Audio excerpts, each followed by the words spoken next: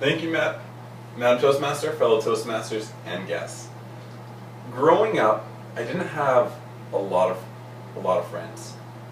One thing I did know though is I wanted to be exactly like my dad. Really organized. So, I made a list of the qualities my first friend must have. On it were just 3. He had to be honest, he had to be a great listener, and he had to be able to make fun. Who doesn't like having fun? This is how I found my first friend, Chris. He was the best! He was honest, he told me what was on his mind, he could listen to what I was saying, and he played a pretty mean recess. One day, I realized though he didn't stack up to everything the list said it should be. We played this game where I would sit at the bottom of a rail, and then he would try to bump me off, or vice versa. But one day, he had the nerve to lose his balance.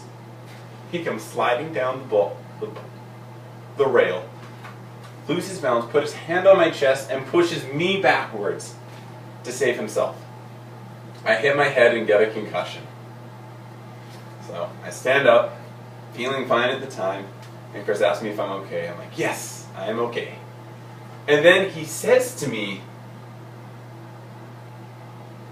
Clayton, I bet you're gonna cry. Well, at first I thought, at least he's honest, right? Like, he just thinks I'm gonna cry. Honesty, the first skill, yeah.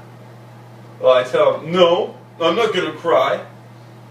And then he says to me again, hey Clayton, I bet you're gonna cry. That's when I realized Chris isn't a good listener. I already told him I wasn't gonna cry. We go back to class because the recess bell went, and as I sit there, I started to cry.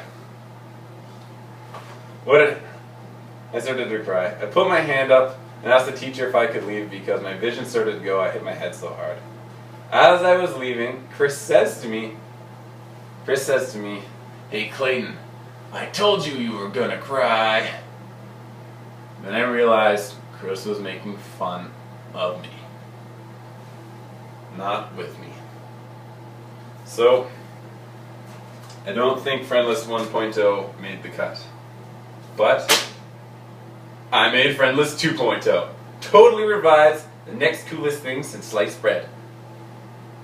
On this list was balance, my new friend had to have a cell phone, and lastly, a really, really good lunch. See, if Chris had his balance, he wouldn't have hurt me that day.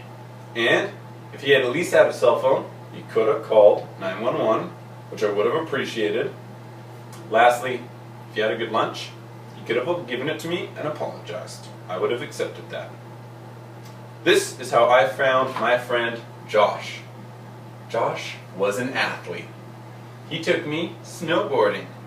He was really good. I was not. He proceeds to go down a big hill really fast and looks really good doing it. I proceed to go down the same hill, but in a rolling fashion, where I proceed to get another concussion, unfortunately. But as I'm getting this concussion, I just think, well, at least Josh has a cell phone. He's going to call 911. And then I look down the hill, and Josh has his cell phone out, but he's recording it on his phone as I fall. By the time I got down to the bottom of the hill, he had already posted it on YouTube. How humiliating. But at least I thought, he's got a really good lunch, right? Wrong! He ate all of it before he even got to the bottom! Ah! Josh! Yeah! I don't think Friendless 2.0 worked out. What's a guy to do?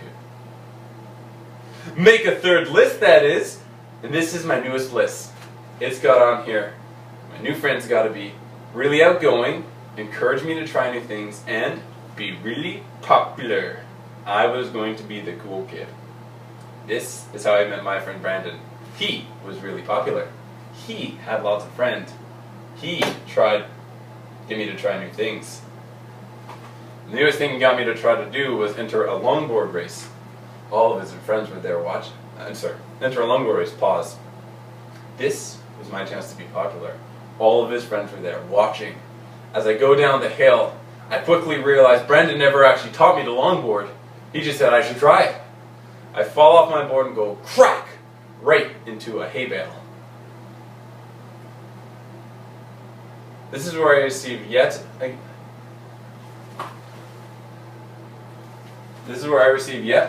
another concussion. This was even worse than when Josh was. This was even worse when I hit my head with Josh, because these people are laughing at me in person. At least on YouTube I can't see them. So I realized Friendless 3.0 was a failure. But maybe I'm looking at it all wrong. Chris and I are still friends today. We worked through a lot of stuff, but he's a good guy. And I don't know what to say after that. So that's about it. I had another cut, and this one hopefully is better. So best of luck to me. Thanks, Kevin, for your help.